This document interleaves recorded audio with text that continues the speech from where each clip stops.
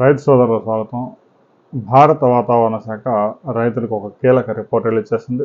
ఇక గడిచిన 24 గంటల్లో తెలంగాణలో, ఆంధ్రప్రదేశ్లో అకాల వర్షాలు రైతులను నిండా ముంచాయి.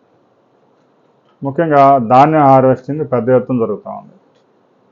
మొక్కజొన్న హార్వెస్టింగ్ జరుగుతూ ఉంది. ఇక మొక్కజొన్న హార్వెస్ట్ అయిన తర్వాత 1-2 రోజులు ఆ తేమ శాతం తగ్గడానికి కొంచెం ఆరబెడతా ఉంటారు. ఇక మిర్చి కూడా పెద్ద ఎత్తున చివరి కోతలు నడుస్తూ ఉన్నాయి. ఈ విధంగా పంటలన్నీ హార్వెస్టింగ్ జరుగుతున్న సమయంలో అకాల వర్షాలు విరుచుకుపడ్డాయి. సహజంగా ఏప్రిల్ మే మాసాల్లో కొన్ని వర్షాలు పడతాయి.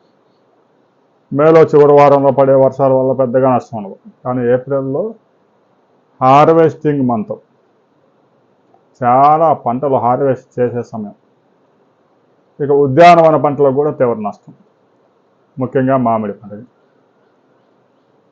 30-40 కిలోమీటర్ల వేగంతో పెను గాలులు, దీంతో చాలా ప్రాంతాల్లో మామిడి తోటల్లో కూడా తీవ్రమైన నష్టం వాటిల్లింది.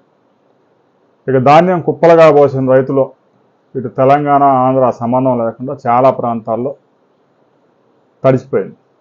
ఆ ధాన్యం మీద కుప్పలాగా ఉంటే ఏదో ఒకటి టార్పాలిని కప్పొచ్చు, కానీ కళ్ళం మొత్తం ధాన్యం ఉంటే వాటిని కుప్ప చేసి కప్పడం అనేది ఒక మనిషి, 2 మనుషులతో అయ్యే పనే కాదు. మొక్కజొన్న కూడా అదే పరిస్థితి. రైతులు తీవ్రంగా నష్టపోయారు. ఈ తెలంగాణలో ముఖ్యంగా మార్కెట్ యార్డుల్లో కూడా ఇదే సిచ్యువేషన్. గడిచిన 30 సంవత్సరాల నుంచి రాజకీయ నాయకులు చెప్పింది చెప్తున్నారు. మార్కెట్ యార్డుల్లో టార్పాలిన్స్ రైతులకు అందుబాటులో ఉంచాలా అని ఆదేశాలు జారీ చేసి తొడలు కొడుతూ ఉంటారు. అసలు ఓపెన్ మార్కెట్ పాలసీ అనేది రాంగ్. రైతు ఒకసారి మార్కెట్లో తీసుకెళ్ళిన తర్వాత ఆ ధాన్యమైనా ఏదైనా తడవకుండా కాపాడుకోవాల్సిన బాధ్యత మార్కెట్ యార్డ్ అధికారుల మీద. ఓపెన్ మార్కెట్లో సిమెంట్ చేసో, మట్టి మీదో కుప్పపోసి పట్టేసుకొని వారాలు పడిగాపులు పడి అమ్ముకోవాల్సిన దుస్థితి నెలకొంది. అందుకే రైతు సోదరులు ఎగబడి పంటలు విపరీతంగా పండించకూడదు. ఎందుకంటే సప్లై ఎక్కువైతే డిమాండ్ ఉండదు. ఏదైనా మార్కెట్లో షార్టేజ్ క్రియేట్ చేస్తేనే. మిర్చిలో ఇప్పుడు అదే జరుగుతుంది. విస్తీర్ణం తగ్గడం, దిగుబడి కూడా తగ్గిపోవడం, రెండు రైతుకు కలిసి వచ్చింది. దిగుబడులు తగ్గితే రైతుకు కలిసి రావడం ఏంటంటే ధరలు పెరిగినాయి. అదే విచ్చలవిడిగా ఎకరానికి 30 క్వింటాలు 40 క్వింటాలు పండిస్తే ఇక 9,000కి ఇస్తావా 10,000కి ఇస్తావా అని అడుగుతారు. అందువల్ల మార్కెట్లో ఒక 5% షార్టేజ్ క్రియేట్ అయినా చాలా ఎక్కువ అవసరం లేదు. ఇక తాజాగా భారత వాతావరణ శాఖ కూడా ఒక కీలకమైన రిపోర్ట్ రిలీజ్ చేసింది. మనం గత వీడియోలో చెప్పుకున్నాం, ముందే ఋతుపవనాలు పలకరించబోతా ఉన్నాయి.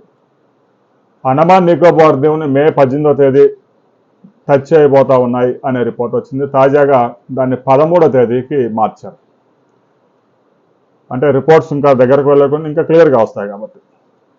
అండమాన్ నికోబార్ దీవుల మీద అక్కడ వర్షాలు ఒక 4-5 రోజులు వర్షాలు పడి, ఇక దక్షిణ తమిళనాడులో కన్యాకుమారి దగ్గర కొంచెం లైట్గా టచ్ చేసుకొని కేరళ వెళ్ళి అక్కడ టర్న్ తీసుకొని కేరళలో తిరువనంతపురం, కొచ్చిన్ ఆ ప్రాంతాల్లో భారతదేశంలో మొదటిసారిగా నైరుతి ఋతుపవనాలు ప్రవేశిస్తాయి.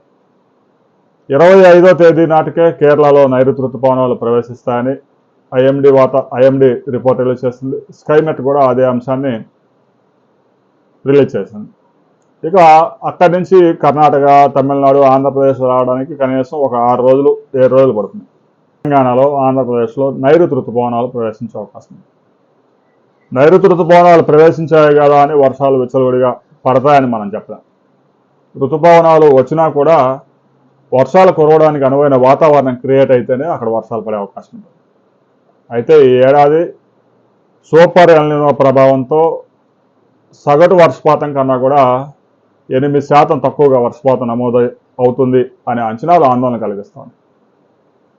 ఇంకా మరికొన్ని మాడ్యూల్స్, వెదర్ మాడ్యూల్స్ కనుక పరిశీలించినట్లయితే కొన్ని ప్రాంతాల్లో 12% కూడా తక్కువ వర్షపాతం నమోదు కావచ్చు. అంటే మనం చెప్పేది దేశం అంతా ఒకటే రిపోర్ట్ ఉండదు. ఎల్నినో వచ్చినప్పుడు కొన్ని ప్రాంతాల్లో అధికంగా విపరీతమైన వర్షాలు పడతాయి, కొండపోత వర్షం పడుతుంది. ఆ తర్వాత 40-50 రోజులు చినుకు ఉండదు. అనంతపురం లాంటి జిల్లాలో అయితే ఒక జల్లు కూడా పడకపోవచ్చు. అంటే ఒక ప్రాంతంలో 40-50% కూడా లోటు వర్షపాతం నమోదవుతుంది. మరి కొన్ని ప్రాంతాల్లో 4-5% ఎక్సెస్ కూడా నమోదయ్యే అవకాశం ఉంది. అయితే అదృష్టవశాత్తు దక్షిణాది రాష్ట్రాల మీద ఎల్నినో ప్రభావం కొంచెం తక్కువగా ఉండొచ్చు, ఉత్తరాది రాష్ట్రాల్లో దీని ప్రభావం ఎక్కువగా ఉంటుంది అనే అంచనాలు కూడా ఉన్నాయి.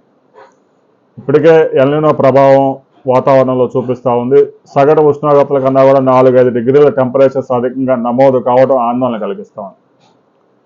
పసిఫిక్ మహాసముద్రంలో వాటర్లో కనుక 2 డిగ్రీల టెంపరేచర్స్ పెరిగితే దాని ప్రభావం వాతావరణం మీద అత్యంత తీవ్రంగా ఉంటుంది.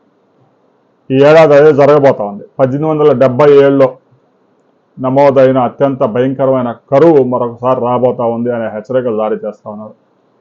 రైతు సోదరులు కూడా జూన్ నెలలో పడ్డ వర్షాలతోనే పంటలు వేసుకోవడం కాకుండా కొంచెం వేచి చూస్తే బెటర్. ఎందుకంటే డ్రై స్పెల్ వచ్చే అవకాశాలు ఎక్కువగా ఉంటాయి. ఆ డ్రై స్పెల్ వచ్చినప్పుడు ఒక పంట మొలిసినా కూడా 40-50 రోజులు చినుకు లేకపోగా విపరీతమైన ఎండలో ఈదురు గాలులు ఆ మొలిసిన పంట కూడా బతికే అవకాశాలు. అందువల్ల రైతు సోదరులు కొంచెం ఆచితూచి వ్యవహరించాల్సి ఉంది. ఇప్పటికే అకాల వర్షాలతో రైతులు తీవ్రంగా నష్టపోతూ ఉన్నారు. ధాన్యానికి ధర లేదు, మొక్కజొన్నకే సరైన ధర లేదు. అదృష్టవశాత్తు కొంచెం మిర్చికి మాత్రం కొద్దిగా పర్వాలేదు. ఇక పత్తి అయితే రైతులు కూడా వేయడానికి ముందుకు రావడం లేదు. రాబోయే రోజుల్లో ఐఎండీ ఒక కీలక రిపోర్ట్ రిలీజ్ చేయబోతా ఉంది. మే 3వ వారంలో వచ్చే రిపోర్ట్తో ఎల్నినోకి సంబంధించి క్లియర్గా ఆ రిపోర్ట్లో పొందుపరచబోతా ఉన్నారు. ఆ రిపోర్ట్ వచ్చిన తర్వాత మరిన్ని వివరాలతో మరోసారి మనం కలుసుకుందాం.